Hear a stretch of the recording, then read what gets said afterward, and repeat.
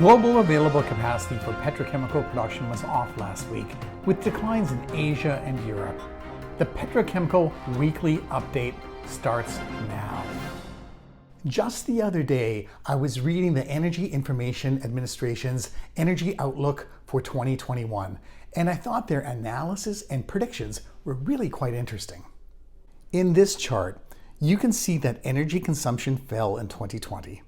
In fact, it fell faster than GDP. Industrial energy consumption is expected to return to pre-pandemic levels more rapidly than the other segments. EIA is forecasting that energy consumption in the transportation segment will not return to pre-pandemic levels in the forecasting period, which they attribute to a number of factors including increased fuel economy, increased working from home, and the slow recovery in U.S. passenger air travel demand, which isn't expected to reach 2019 levels until 2025. On the production side, EIA is forecasting that the U.S. will continue to be an important exporter of crude oil and natural gas. Refinery run rates are expected to be low due to the lack of demand for transportation fuels and are not expected to reach 2019 levels until 2025. And despite the lack of demand for transportation fuels, biofuels will continue to be a larger and larger part of the transportation fuel market, according to the study. You might be thinking, what does the EIA's annual energy outlook have to do with petrochemicals?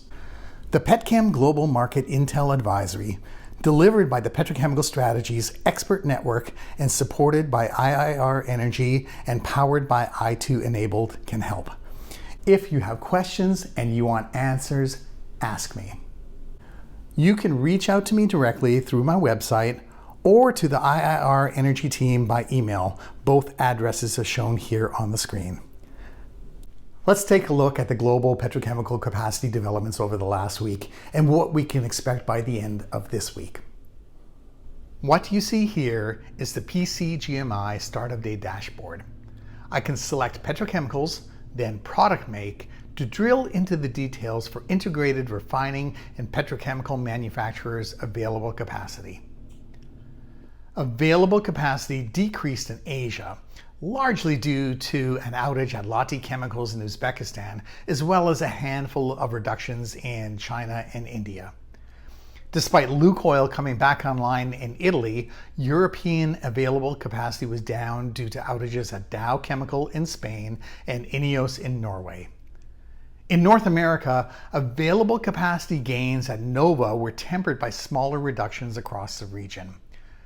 Rounding up weekly available capacity changes was the outage at Stavrolen in Russia.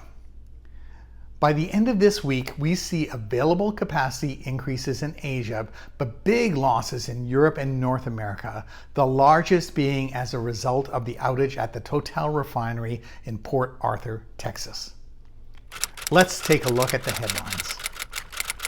Shell Chemical's 2.5 billion pounds per year ethylene production and related units at its Plaquimine, Louisiana complex remain shut down after Hurricane Ida made landfall on August 28th.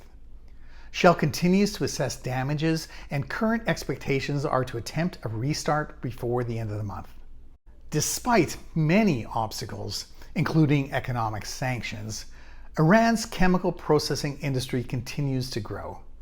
Iran rivals Saudi Arabia in ethylene production with capacity of about 8.4 million tons per year, and its most valuable exports are ethylene polymers. And finally in the news, the Energy Information Administration is reporting that Mont Belvieu propane prices have increased 120% since September of last year.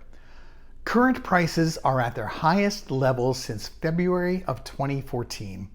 The price spike has occurred at a time when production is higher than domestic demand, indicating that the export market is now a significant contributor to the propane price formation.